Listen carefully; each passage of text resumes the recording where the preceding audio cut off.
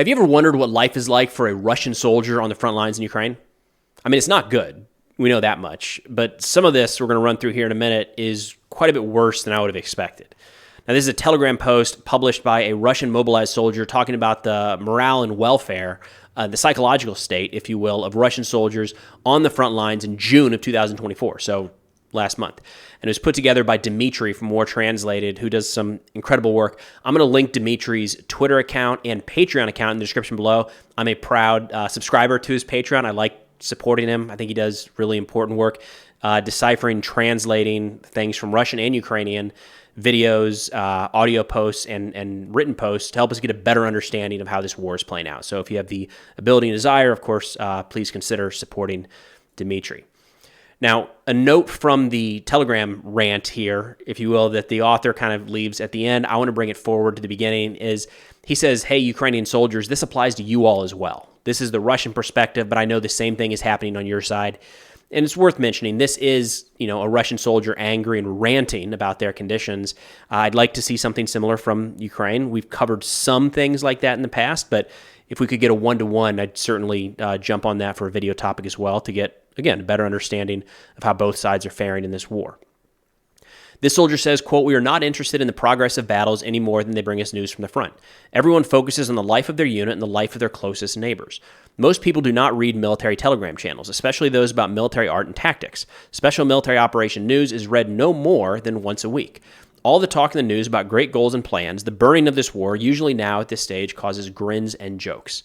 Now, the reason I wanted to bring this part up, and it's a long post, I'm just pulling out a couple aspects here, is that actually tracks with what I would expect from soldiers at the front in any war. In my experience in Afghanistan, you didn't have to go very far down.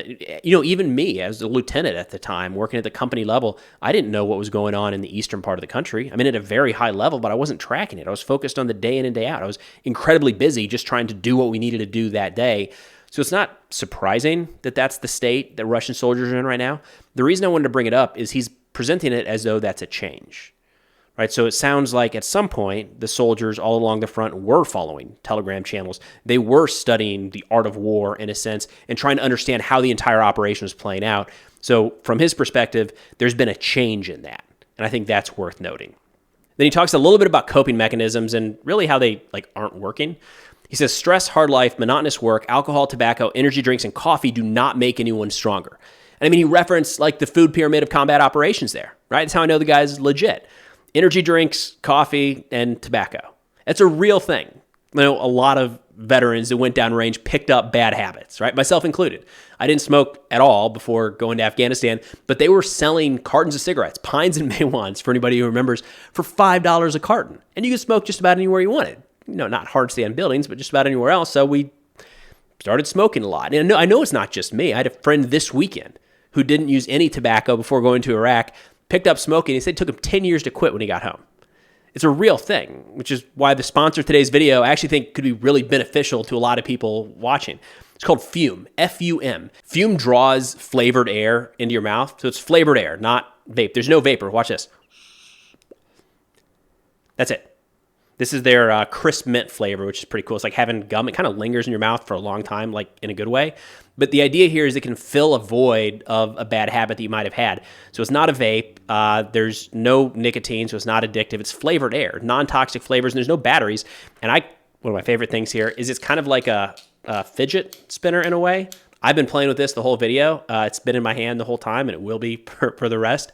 Anyways, I think it could be really beneficial to a lot of people, again, current or former military, trying to kick some of those bad habits that we all inevitably picked up together. So if interested in this, for a limited time, you can use code Preston to get your free Fume base, which is this guy here. It's a little magnetic holder for this, which you can have in your office because there's no vapor, so you can use it inside, right? Nobody even knows you're really using it, except that you're playing with it the whole time. So you can head over to fume.com, F-U-M.com, or you can use the QR code on the screen to give this a shot. Look, they've already helped a lot of people try to kick really bad habits. If you're at all thinking about heading that direction, give them a shot. I think you'll really enjoy it. Now back to our Russian soldier where nicotine and caffeine is not doing the trick. He says, quote, let's take the enemy means of destruction and the dynamics of their use. In January to May of 2023, there were HIMARS flying to the rear, and at the front were the 155mm Ukrainian shells. Then the front experienced the pain from the massive cluster shells when it was our turn to attack from August 2023 to the end of February 2024.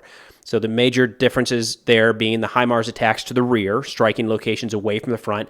And then he's talking about when they were on the attack, those cluster shells, I don't even remember that. The U.S. kind of to fill a gap in 155mm ammunition, decided to send a bunch of cluster munitions. We got a ton of footage of that. And he was right in the middle of that, watching this play out. He said, enemy drones made life difficult in our near rear back in July of 2023, so not as far back as the HIMARS were striking, but still not out in no man's land between the trenches. He said, and drops from copters on positions on the front accounted for 50% of daily attacks. Since last December, FPV have been all the rage. FPV, first-person view drones, are the ones we're seeing like homemade missiles with RPGs attached, kind of crashing into, for a long time, vehicles, now more and more personnel. He says, and guess what? Got better? No, it hasn't gotten better for months. It's just that the Ukrainians have run out of cluster shells, but a lot of FPV drones appeared. There was no fracture. We joked darkly about this, saying, quote, the end of the Emperor's Guards is for the enemy to use all of their shells and drones on us. So you kind of see an iteration of how the munitions have played out from 155 to really 152 at the beginning, to HIMARS, and then cluster munitions, and then drones. And right now, he's just saying the problem is these drones are everywhere. And pretty dark humor when you start saying maybe the goal here is to kill all of us, run Ukraine out of any sort of munition.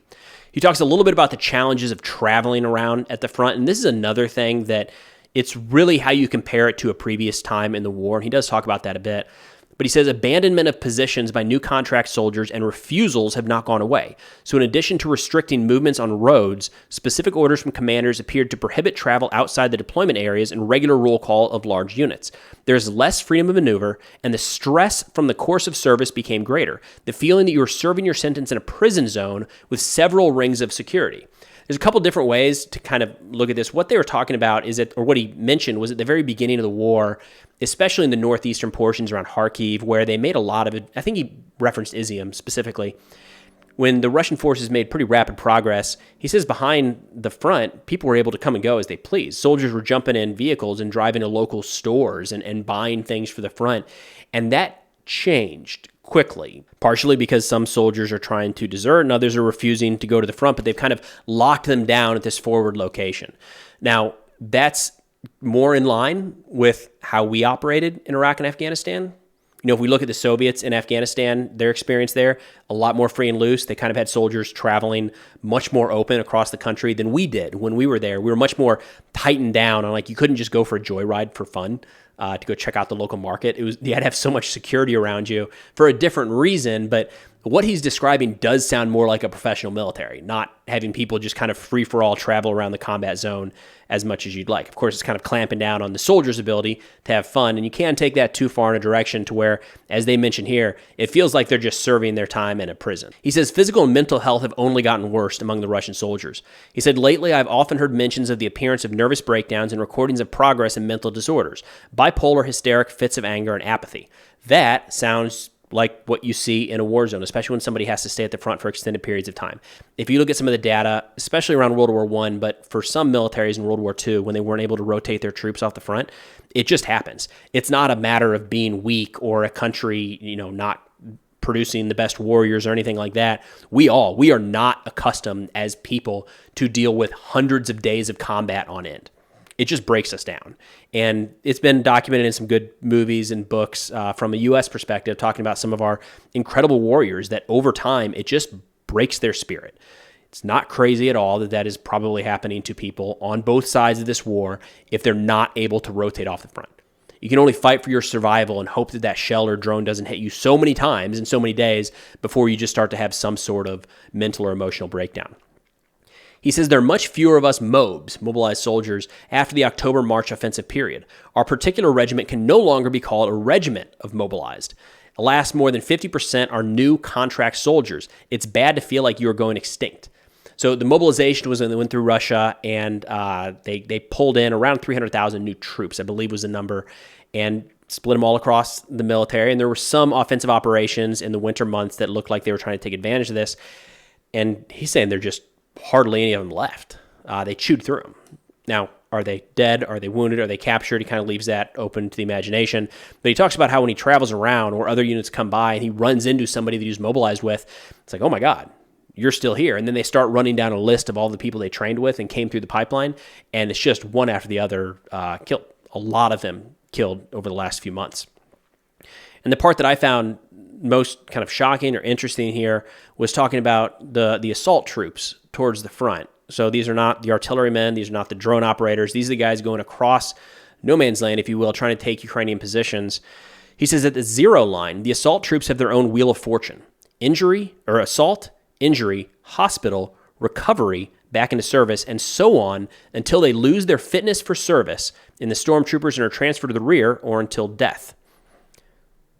I feel like we're not hearing a lot about that in this war, but there's been some snippets of that happening where we're very used to in the West, especially in the recent wars in Iraq and Afghanistan. We weren't burdened for troops to the degree that we're seeing along the front in Ukraine, to where somebody would get severely wounded, they would come back home and they would have time to recuperate. And there are stories of guys deciding to go back and fight after serious injuries, but rarely was that a forced action, right? Unless it was a very, very minor injury. They're saying significant injuries. These guys are just barely getting through recovery. And there was a story we talked about recently where a guy was still yet to heal fully. He's still bandages around a gunshot wound. He's being sent back to the front. They say it is almost impossible to resign under the military commission with the current rules for assessing the health of military personnel, except for paying a bribe for 400,000 rubles. It's about $5,000 as of today. So if you get wounded, severely wounded, to the point of not really being able to carry out your job anymore, you might still be sent back to an assault unit until you die. You might be sent to the rear, but it seems like they're just about using everybody. Like once they're in uniform, they're keeping them in uniform. And that's one of the things the soldier rants about, talking about how the goal here is just to use soldiers. He's exaggerating, but the goal they feel that they're joking about is to use up soldiers, or to use soldiers to absorb Ukrainian munitions until Ukraine runs out of munitions. It's because of things like that. If a guy gets wounded, he doesn't get to go home. If a guy gets wounded, he might not even be sent to the rear. And if he is sent to the rear, he can't leave because it's going to take a bribe of at least $5,000 to get that guy out of uniform. It's understandable why some of these soldiers are referring to life in the Russian military, as we've seen a couple times, as a form of a death sentence, a prison sentence, or they're not getting out for any time in the near future. But that's all we got for now. I thought this was pretty interesting. Gave a little bit of an insight as to what the Russian soldiers are experiencing and dealing with on their side of the front. Again, if I come across something similar from the Ukrainian side, I would love to dive through that as well and see what the major and minor differences are. Again, I'll link Dimitri from War Translated in the description below. Please head over there, give him a follow. If able, support the gentleman on Patreon. I think he's doing really, really important work. But thanks for watching, and I'll see y'all next time.